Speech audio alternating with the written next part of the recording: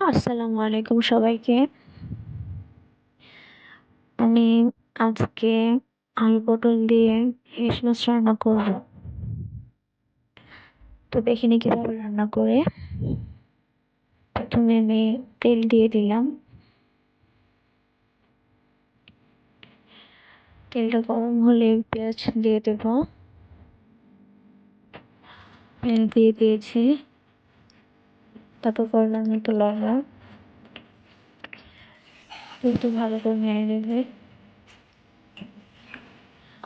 তারপর ভালো করে নেড়ে সব মশলাগুলি দিয়ে দেব। আদা রসুন বাটা, হলুদের গুঁড়া, মরিচের গুঁড়া, ধনে গুঁড়া, সব মশলা একটু দিয়ে ভালো করে নেড়ে নেব। মশলাটা খুব ভালো করে কষাতে হবে।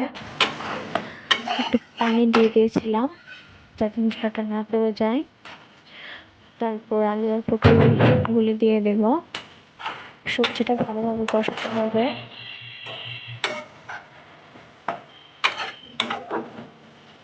তারপর একটু ঢেকে দিয়েছিলাম যাতে সবজিটা ভালোভাবে কষানো হয়, মশলার গন্ধটা চলে যায়। তারপর ভালোভাবে নেড়ে নেব।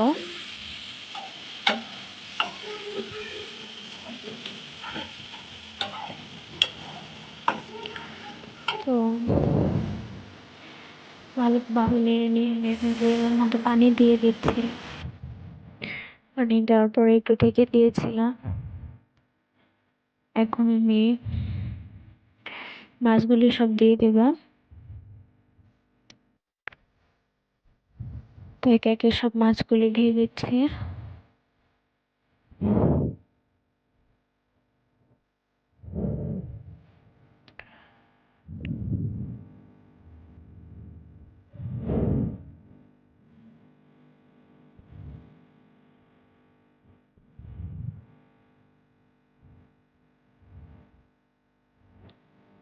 মাছগুলি দেওয়া শেষ। আমি ভালো করে নেড়ে নেব যাতে মাছগুলি ঝোলে ডুবে যায়।